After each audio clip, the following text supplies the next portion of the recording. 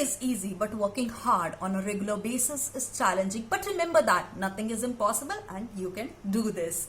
And this video, I'm going to help you out to crack your NEET PG, to make your dream come true. Hello friends, this is Dr. Sangeeta and welcome back to another lecture of Dental Pathshala, where we help you understand and learn dentistry better and easy way. And this video is a little effort to help you prepare for your NEET PG exam. Subscribe and join me in your beautiful challenging journey to crack NEET PG. So without further ado, let's get started.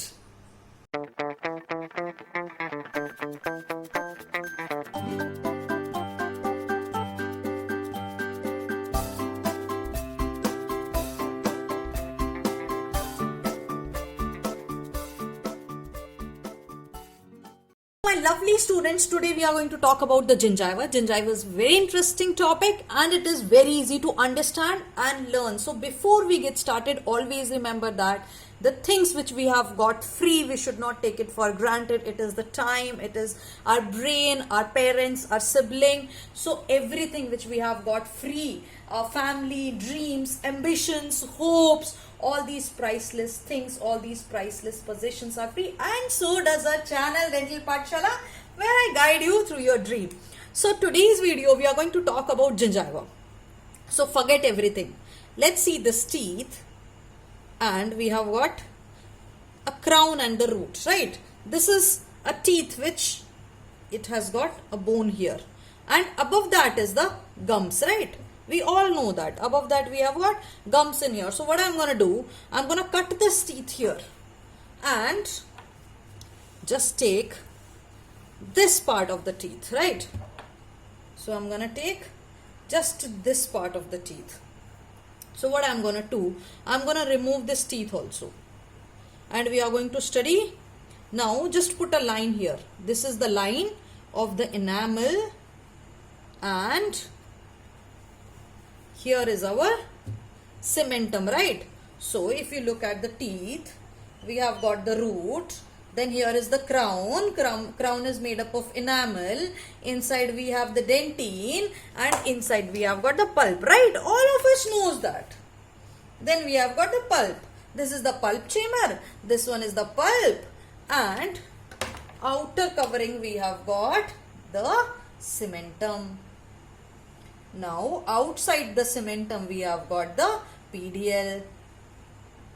Outside the cementum we have got the PDL. So outside the PDL we have the bone now. This is here where the tooth stops.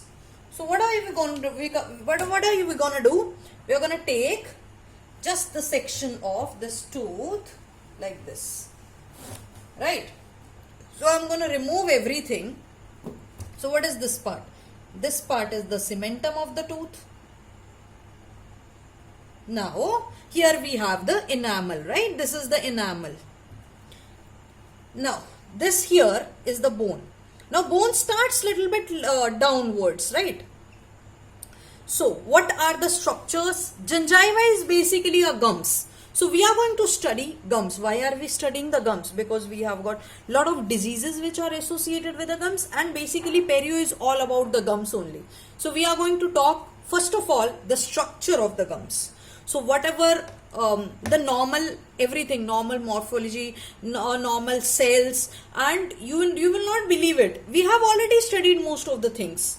In the oral pathology, we have already studied the cells, we have already studied the epithelium. So now it is just a piece of cake for us. So first of all, we know that a part of gum which is surrounding the teeth, right? We all know that.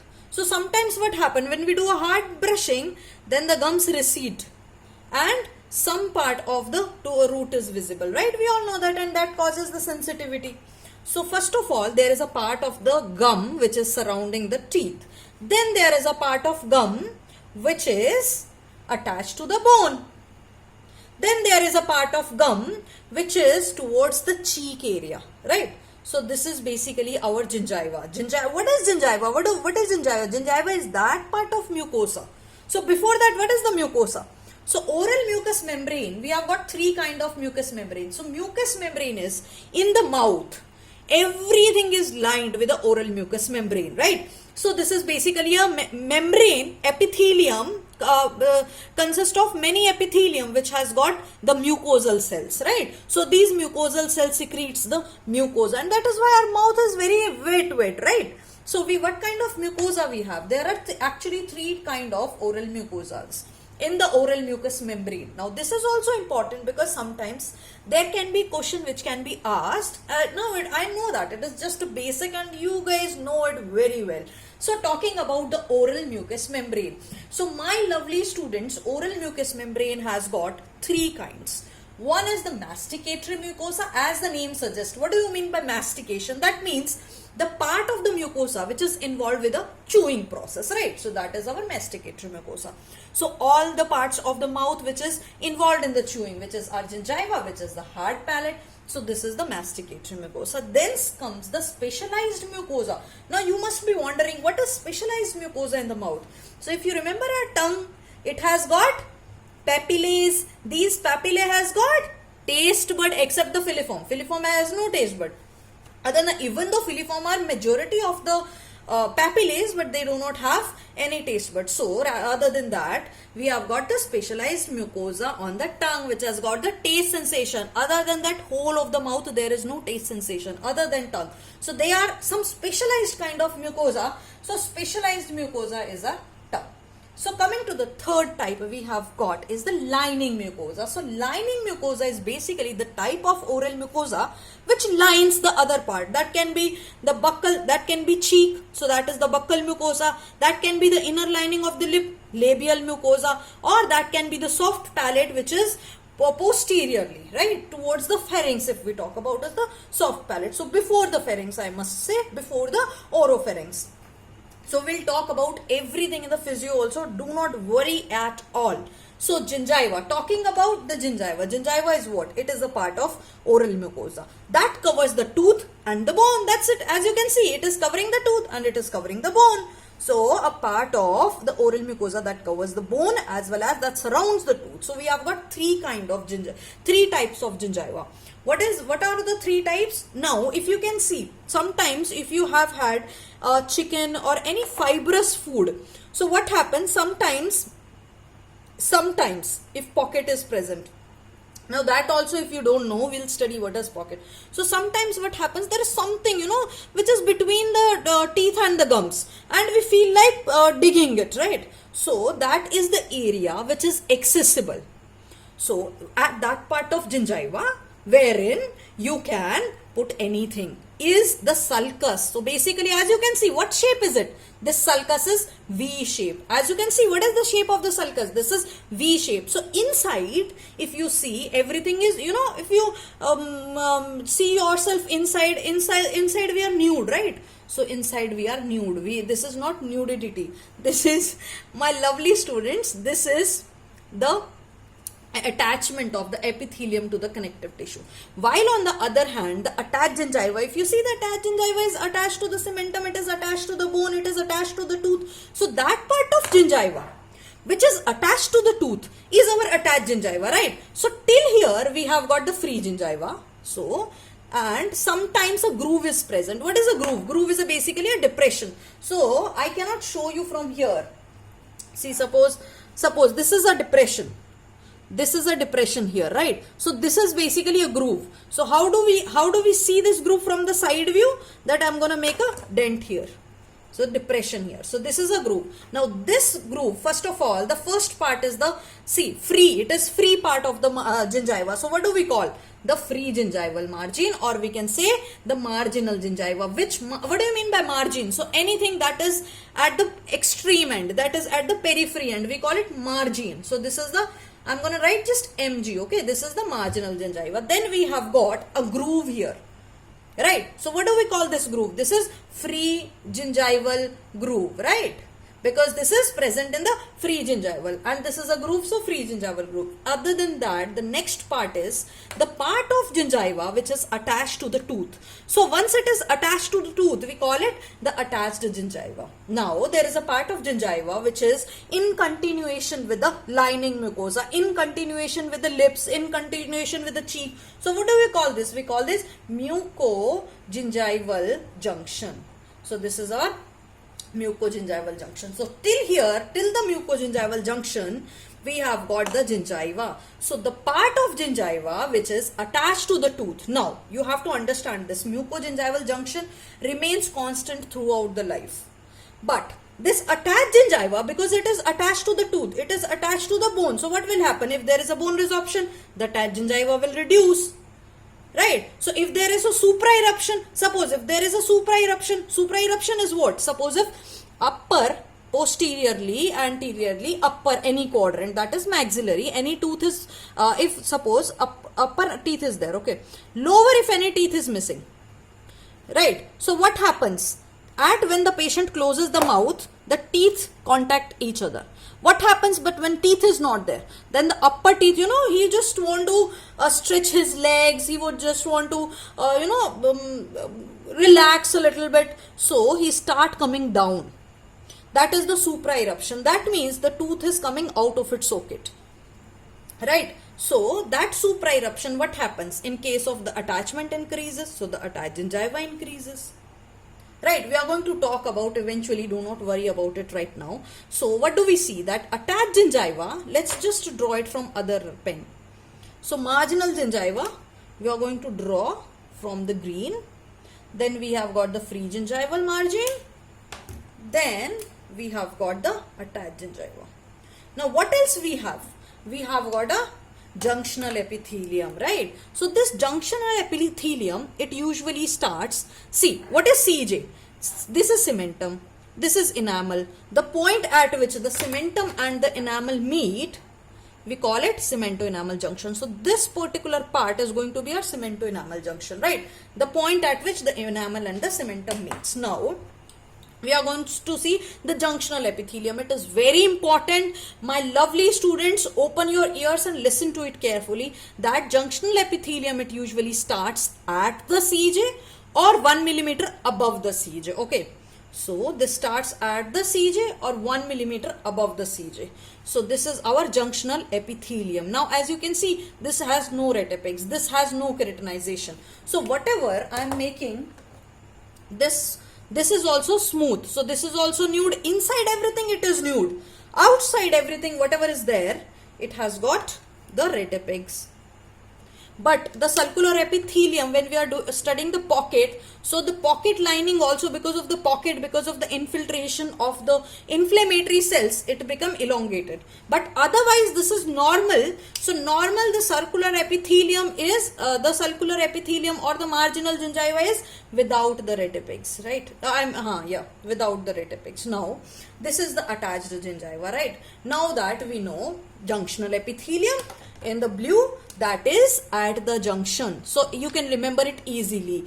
The junctional epithelium starts at the junction. So up which junction we have? We have the cemento-enamel junction. So you can remember it starts at the cemento-enamel junction or 1 millimeter above the cemento-enamel junction. So also we have something known as biological width. What do we mean by biological width? Whenever I listen to this word biological width, that means the first thing which comes to my mind is that it is something related to tissues. So what happens when we are doing a reduction?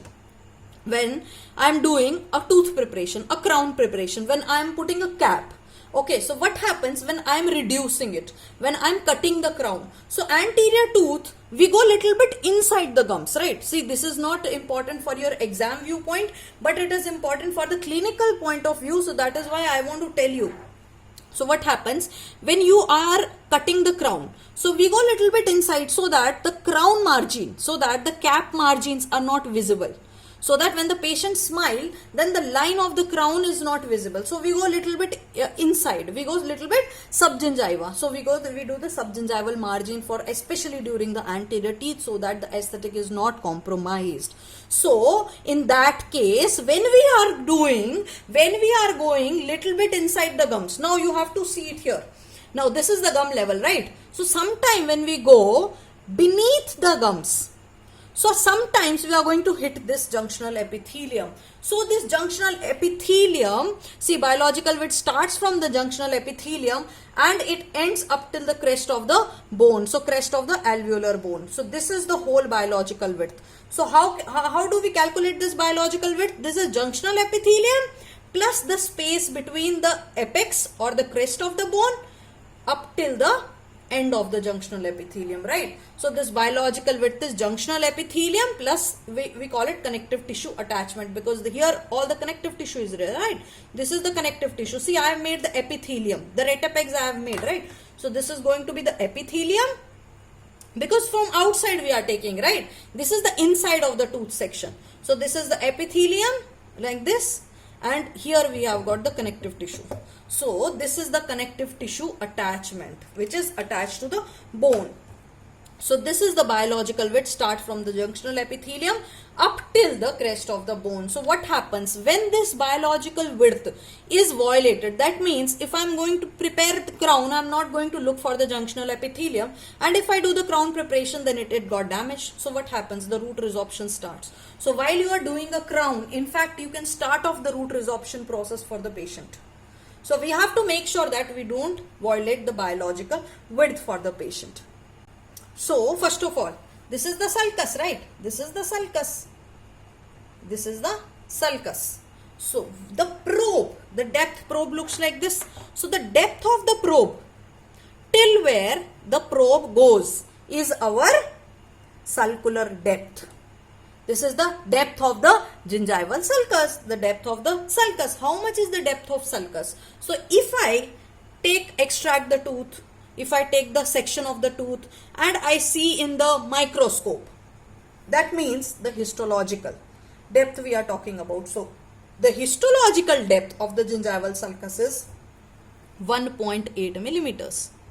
But it is not that less, because most of the probe goes. This is the histological depth. Clinical depth of the gingival sulcus is 2 to 3 millimeters. Now you know that what is the histological depth of the gingival sulcus, what is the clinical depth of the gingival sulcus. This is very important. So what do you mean by clinical depth? What do you mean by pocket depth? See, this is also a pocket. So if you are taking the probe inside, measuring the depth, how much the depth is, we call it, sometimes you must have heard of, we call it probe depth, sometimes we call it pocket depth. So how do you calculate what is a pocket depth, what is a probe depth? So the probing depth is when you are placing the probe inside. Periodontal probe has got markings, we are going to talk about it. So the periodontal probe we are talking, once we insert the probe, periodontal probe has got marking. We see how much is the level, and then we counts all these marks, and then we calculate that how much is the probing depth. If the depth is more than 4 millimeters, that means it is more than the normal. So it means that the organisms, bacteria, microorganism has gone inside and they has increased the pocket, right? So this is our pocket depth. When the probing depth is more than 4 millimeters, then we call it the pocket depth. So definition of pocket depth is the pathological deepening of the gingival sulcus, right? So what happens in that case when there is increase in the depth? Now look at this carefully. Now when there is an increase in the depth, that means, suppose if I am placing a probe here, right? So if I am placing a probe here, take this probe. If I am placing a probe here, so up till here we are going to take the gingiva. So that means the probing depth is somewhere around this much, right? So what happens in case of increased probing depth? That means it will go up till here. So I am gonna make this. So the probing depth here now increased, right? So now look at this, the probing depth is increased. See, this is very common sense. In case of the pocket depth is increased, is the junctional epithelium shifted? Yes. Earlier the junctional epithelium was up till here. Now the junctional epithelium is here. That means the junctional epithelium actually has shifted apically and it has gone short also. We'll study in the pocket. So the junctional epithelium actually has shifted apically in case of increased pocket depth. So how much is the distance of, how much is the length of the junctional epithelium? How much is the width of junctional epithelium? See, the length of junctional epithelium, I am telling you in Carranza it is 1.09 millimeter, but in the pulse it is different. So it is up to you which one you want to follow, because in the pulse there is some range also which is given, but I am telling you the Carranza is 1.09 millimeters, but in the pulse it is 0.25 to 1.35 millimeters. So actually it falls in this range. So also you remember this, that because if any options comes like this we have to mark it. So 0.25 to 1.35. Till now we have studied three values. The first one is the histological depth of the gingival sulcus, which is the histological sections. See, you have to understand it, feel it from inside. If you take anything, take the cross section at the microscopic level, everything will look smaller. So the width or the depth of the sulcus is short in this case. Next we have studied that the clinical depth of the gingival sulcus, which is 2 to 3 millimeters. Now we are talking about the junctional epithelium. So 0.25 to 1.35 millimeters. It is normally, in case of pocket, the junctional epithelium becomes short and it goes down. So it shifts little bit apically. See, apically we talk, apical means that towards the root area, toward the apex we are talking about, right? So this is the junctional epithelium. Now that we have studied that gingival sulcus is a V-shaped gingival sulcus. So let's now talk about, okay, before talking about all the epithelium, I really want to tell you this, that why this sulcular epithelium is straight and what is the significance. You know what happens? This is non-keratinized. It has no ret apex, right? The sulcular epithelium, I have drawn the straight one. So what happens?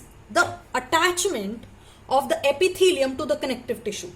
I think that, okay, let's just draw one more here so that you understand it better. So what happens? Here we are gonna make one more. So this is the green one, right? So green one is our marginal gingiva. Then up we have got enamel, down we have got cementum, then we have the free gingival groove, which is present in 50% of the patient, which is not present in all the patients, present in 50% of the patient. Down we have got attached gingiva, then we have got mucogingival junction. So this is up till gingiva, that's it. Gingiva ends by mucogingival junction. Then we have got the bone, right, crest of the bone. So inside we have, at starts, see, junctional epithelium starts where? At the CJ or 1 millimeter above the CJ. So I'm going to little bit go above the CJ and make the junctional epithelium. So this is our junctional epithelium. Now I'm going to hide it. What is the length of junctional epithelium? It is 0.25 to 1.35 millimeters, right? What is the thickness of junctional epithelium? Junctional epithelium, see, we are talking about in the cells. So whenever we are talking about the thickness of the junctional epithelium, we are not talking about this is this much wide. So we are talking about the number of cells which are placed in layers. So it is 3 to 4 layers in adult people, but as the age progresses, so this junctional epithelium, it increases in the size. It becomes up till 20 layers in the old people. So what is the length of the junctional epithelium? It is 0.25 to 1.35. What is the width of junctional epithelium? It is 3 to 4 layers of epithelium. Or that is an adult. In older it is 20 layers of epithelium. So inside the sulcular epithelium, that is towards the sulcus. This is very common sense. If it is toward the sulcus, then it is sulcular epithelium. If it is towards, it is marginal gingiva, and if it is attached to the cementum or the bone, then it is the attached gingiva. As simple as that. So what is the significance of making no retapex in the circular epithelium is that there is no good adhesion. See, inside it is connective tissue, epithelium, outer layer, inner layer, basement membrane, then basement membrane. After that we have got connective tissue here, right? So in the connective tissue, the attachment of here, without the retapex, the attachment of, suppose if I want to stick, suppose if I want to fix to acrylic part, or if you want to repair the fracture of the denture, so how do you repair it? You cannot just put inside the self cure and you cannot fix. So what you have to do, if you want to fix the two self cure or the denture parts, then you make notches, right? Then you make notches so that the adhesion is good. So like that, in the retapex, the adhesion of the connective tissue and epithelium is good. But in case here in the sulcular epithelium, the adhesion of the connective tissue to the epithelium is not good. So because of this reason, there is permeability. So because of this reason, that GCF is our gingival clavicular fluid. So this gingival clavicular fluid, it seeps out from the epithelium, sulcular epithelium, and this is the reason that the fluid which is present in the sulcus, we call it gingival clavicular fluid, because sulcus also, we can also call the sulcus as the clavicle. So clavicular is the which is present in the gingival clavicular area, gingival sulcular area. That fluid is our gingival clavicular fluid. So this fluid increases in case of inflammation is present. So in case of gingivitis, there is increase in the GCF that we see, right? Smoking also, initially there is increase in the GCF, but later on when the person is addicted to smoking, then the GCF actually decreases. And GCF is marker. See, there are a lot of things we are going to study GCF in detail about it later on. So this attached gingiva, first of all, this is the attached gingiva, one in the red, which is attached to the cementum or the bone, right? Tightly adhere to the periosteum of the bone.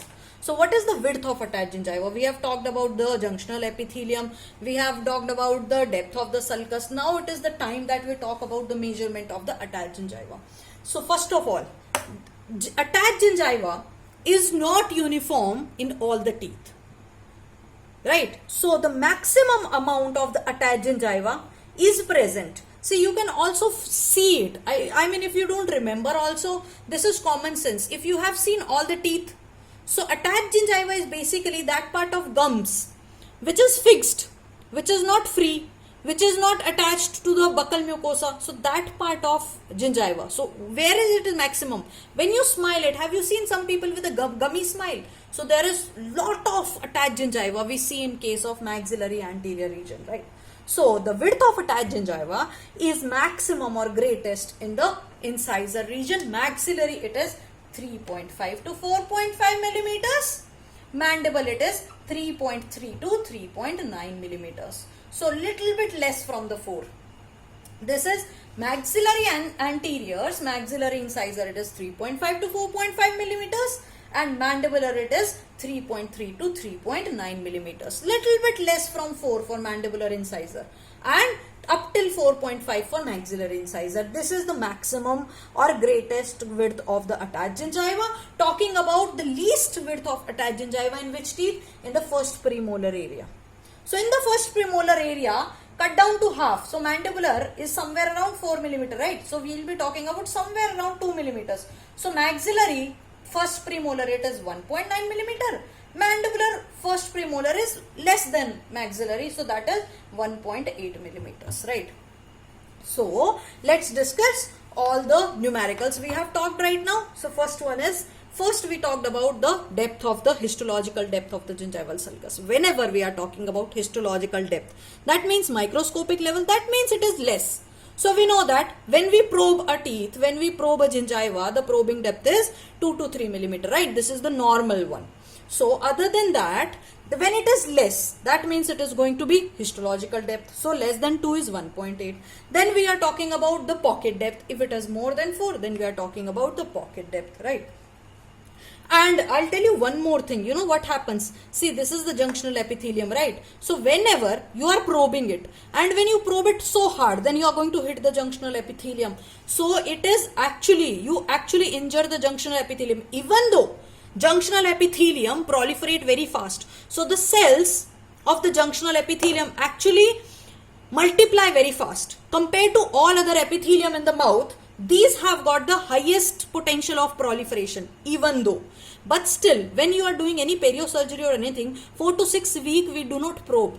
So after the surgery, you do not probe to check how much width we have or how much depth we have reduced. We just keep it as it is, and after 4 to 6 weeks, then we probe. Right? So where were we? We were at the junctional epithelium. So from where junctional epithelium starts? Junctional epithelium starts at the CJ or 1 millimeter above the CJ. Second thing, what is the length of the junctional epithelium? Or we can say the height of the junctional epithelium. It is 0.25 to 1.35 millimeter. Third thing, what is the width of the junctional epithelium? So normally it is 3 to 4 layer of cell. In the adult, in old age, it is up to 20 layers. It has gone thick. So you know, like the old people, how they just they don't do workout, they just keep on eating and you know just enjoy their life. They don't do the exercise, they don't go out. So like that, they have gone little thicker. You can remember it like that. Then we have got the attached gingiva. Attached gingiva, the width of the attached gingiva, very important. You have to remember it. That is the reason I am telling you. Otherwise, I don't go for numericals and all a lot. You know that. So the greatest in 3 point in the anterior region. In the anterior also incisor region. So maxillary, it is bit greater than mandibular. Maxillary, it is somewhere close to the 4.5. So 3.5 to 4.5. Mandibular in anterior or incisor, it is 3.3 to 3.9. Least in the premolar area. So first premolar, it is 1.9. And mandibular first premolar, it is 1.8. So how do we check the width of attached gingiva?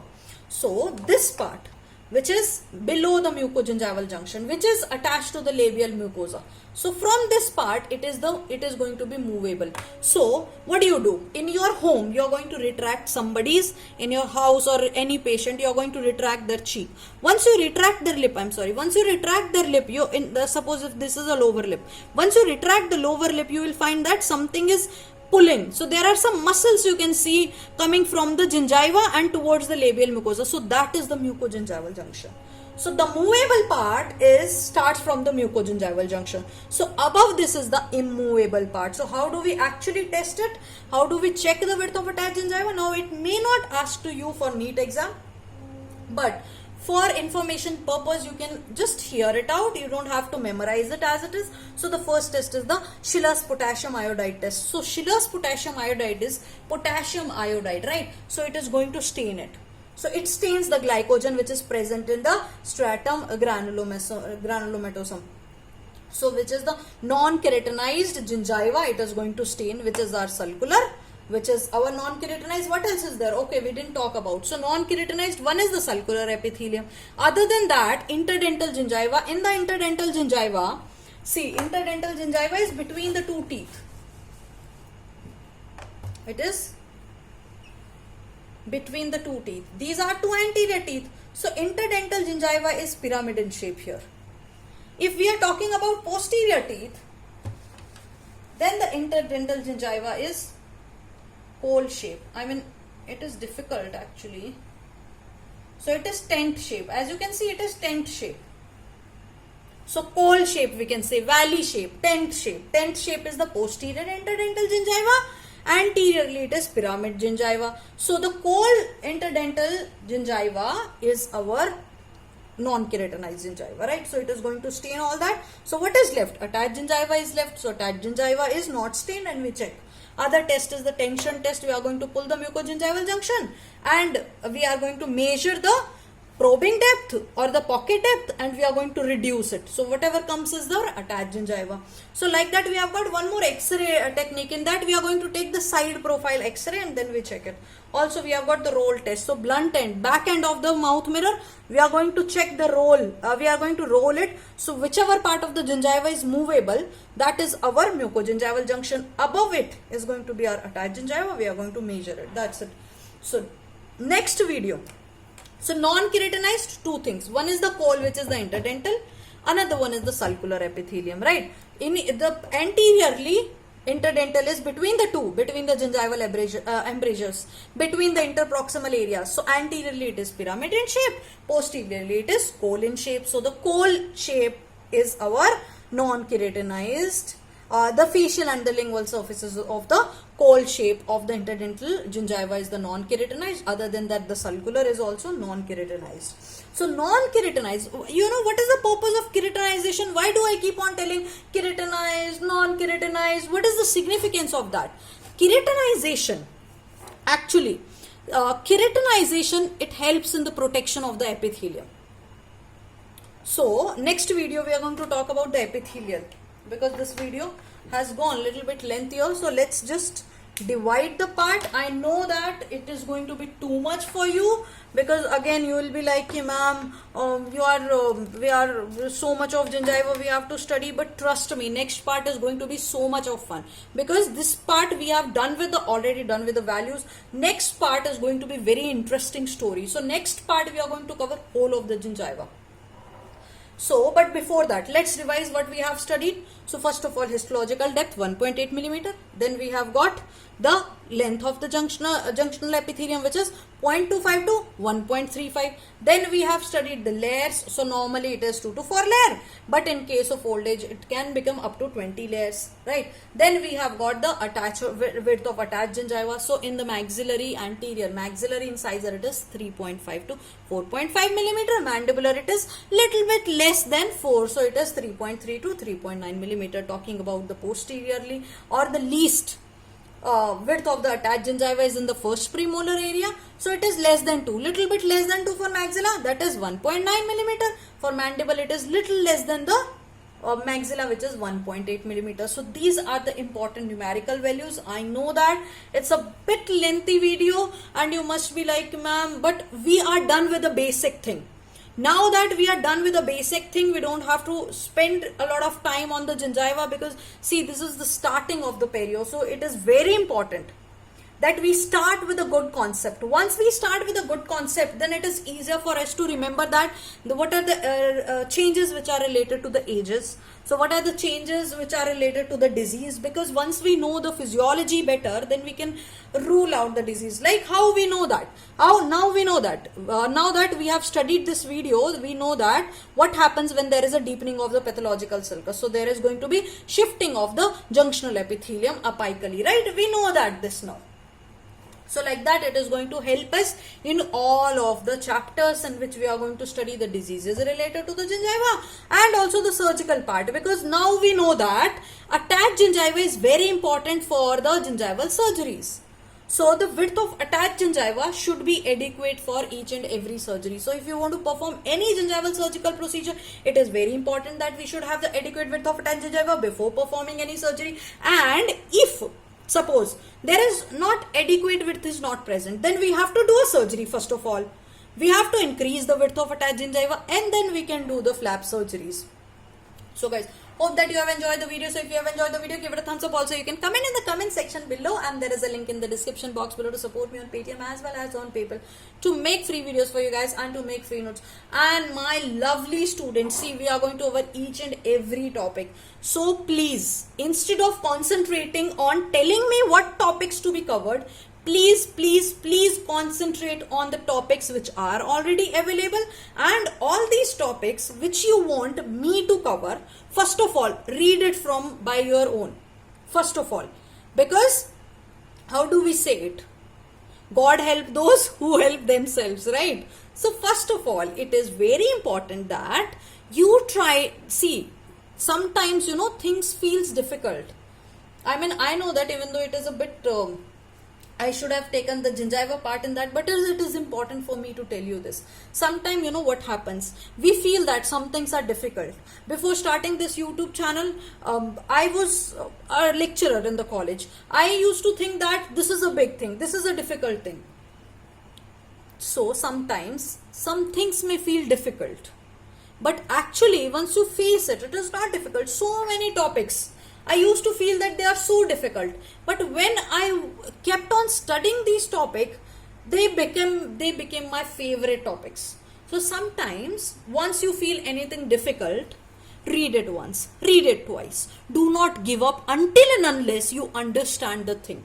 So in the today's video, if you have not understood anything, you can comment in the comment section below. But if you want me to cover any topic, first of all cover it yourself.